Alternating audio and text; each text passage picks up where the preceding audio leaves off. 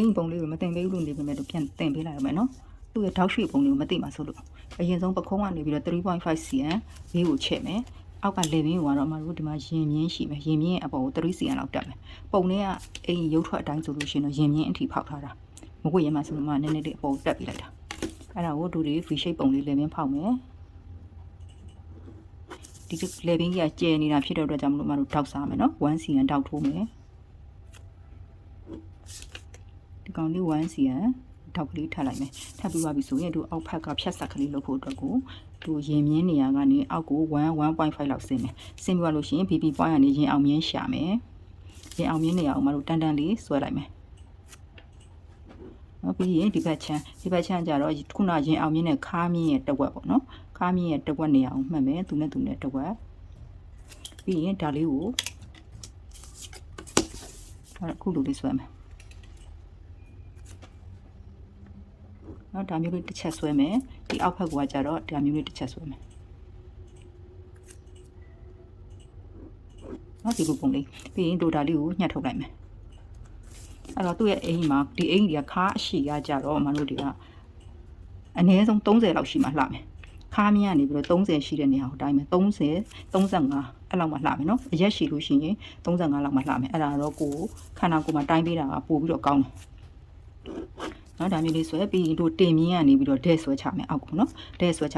လို့ရှိရင်ဒီမှာ၄တောက်ဒီတောင်ချိုးကြီးဖြစ်နေတယ်အဲ့တောင်ချိုးကြီးကိုမတို့တွေပြန်ပြီးတော့ဖြည့်ပြီးတော့ဆွဲပြီနော်နော်ခုလိုလေးလှအောင်လို့ဆွဲပြီးလိုက်ဆွဲပြီးပြီဆိုလို့ရှိရင်ဒါကိုညှက်ထုတ်လိုက်မယ်ရှင်ဖြတ်ထုတ်ပြီးပါပြီဆိုလို့ရှိရင်သူကဒီတောက်ကထဲ့မချုပ်ဘူးနော်ထဲ့မချုပ်ဘူးဖြစ်တဲ့အတွက်ကြောင့်မလို့သူ့တောက်ကလေးရှိတဲ့လောက်ကိုတိုင်းကြည့်ပြီးလို့ရှိရင်မတို့ဒီဘက်မှာပြန်ပြီးတော့ဖြတ်ထုတ်ယူမယ်ဒီတောက်ကိုမတို့ညှက်ထုတ်လိုက်မယ်ဒါဆိုရင်တို့ဒါကိုထဲ့မချုပ်လို့ရသွားပြီနော်အဲ့တော့ဒီ shape ချမ်းလေးဆက်သွားမယ်အောက်ချမ်းလေးသူ့အိမ်ကြီးပုံစံအမတို့အတွန့်ကဒီအရှိနားလေးမှာပဲတွန့်ထားတာဒီအလေတောက်အထိမလာဘူးအလေတောက်အထိမလာတဲ့အတွက်ကြောင့်မို့ဒီထောက်ကလေးကိုမတို့ဖျောက်ပေးရမယ်ပေါ့နော်ဖျောက်ပေးရမယ်ဆိုတော့တို့ဒါကိုခွဲချလိုက်မယ်ခွဲချပြီးဒီဘက်တစ်ချမ်းကိုမတို့ညှက်ထိုင်မယ်တောက်ညှက်လိုက်မယ်နော်ပြီးရင်ဒီတောက်နဲ့မတို့ထပ်လိုက်မယ်ထိတ်ကလေးကိုပဲထပ်တာနော်ထိတ်ကလေးကိုပဲထပ်တာအောက်ပိုင်းကိုမထပ်ဘူးခုလိုလေးထပ်လိုက်ဒီအောက်ကိုမထပ်ဘူးနော်ဒီအောက်ဘက်ကိုမထပ်နဲ့ဒီအပေါ်ပိုင်းလေးကိုပဲထပ်လိုက်ထပ်ပြီးဒါလေးကိုတို့တိတ်ကတ်ထားလိုက်အဲ့တော့အောက်ပိုင်းလေးမှာတော့အခုလိုလေးနည်းနည်းလေးဟသွားမယ်သူအပေါ်ကထပ်လိုက်တာဖြစ်တဲ့အတွက်ကြောင့်မလို့အောက်မှာတော့နည်းနည်းဟသွားမယ်အဲ့ဟတဲ့အတိုင်းလေးထားထားမယ်နော်တို့လေးနည်းနည်းလေးဟသွားမယ်အခုဟတဲ့အတိုင်းလေးကိုအခုတိုင်းလေးထားမယ်ပြီးလို့ရှိရင်တို့လိုချင်တဲ့အတွန့်လေးကဒီအရှိလေးမှာပဲလိုချင်တာအဲ့ဒါကြောင့်မလို့သူကလည်းဟို3တွန့်လောက်လိုချင်တာနော်3တွန့်လောက်လိုချင်တာဖြစ်တဲ့အတွက်ကြောင့်မလို့ဒီအပုံလေးကိုမတို့3ပုံပြီးလို့ရှိရင်ဒါလေးကိုဒဲပဲဆွဲချမယ်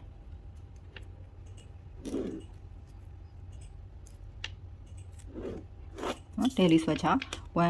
2 3ပေါ့နော်ဒီကောင်လေးကိုခွဲချလိုက်မယ်အရင်တို့ဒီမှာ pattern ကတ်မဲ့စက်ကူလေးတစ်ခုမှာ3 cm အမှတ်ကလေးမှတ်မယ်ပြီးရင်အကောင်လေးကိုမြင်းဖြောင်ဆွဲမယ်နော်ဒီကောင်လေးက3 cm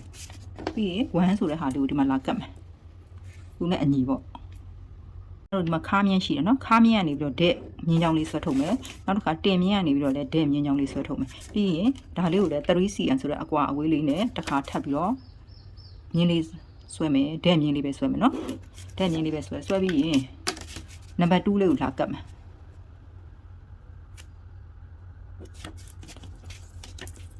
2လေးကိုလာကတ်မယ်ကတ်တဲ့အချိန်ကြာလို့ရှိရင်ဒီမြင်းတွေညီနေရမယ်ပေါ့နော်ဒါမျိုးလေးညီနေရမယ်အဲ့လိုလေးကတ်ပြီးရင်နောက်ထပ်3 cm ထပ်ပြီးတော့ခွဲမယ်နော်တိုင်းပြီးတော့ခွဲတော့မှဒီမှာကြာနေမှာဆိုတော့ဒီတိုင်းပဲလက်တန်းခွဲလိုက်တာ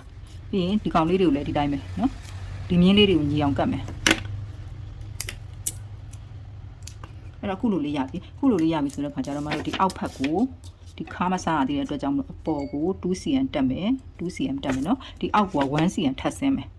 1.5 လောက်ဆင်းလို့ရတယ်နော်1.5 လောက်ဆင်းပြီးသွားရင်ဒီကောင်လေးကိုမတို့ခါသိမ့်မယ်ဒီရှေ့လေးကတော့ဒဲလေးပဲဆွဲမယ်ဒီဘေးလေးကိုသိမ့်လိုက်မယ်နော်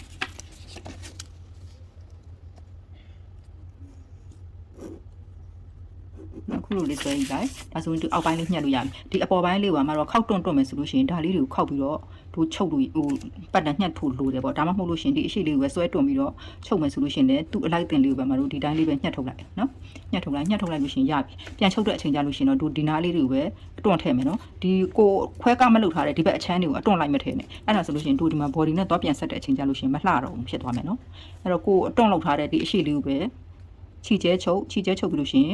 ဆွဲတွန်ပေါ့အဲ့လိုမဟုတ်လို့ရှင်ခောက်တွန်လေးတွန်မယ်ဆိုလို့ရှင်လည်းဒီနေရာမှာ1တွန်2တွန်3တွန်ခောက်တွန်လေး3တွန်တွန်မယ်နော်ဒါဆိုလို့ရှင်ရပြီဒီဟာလေးကနော်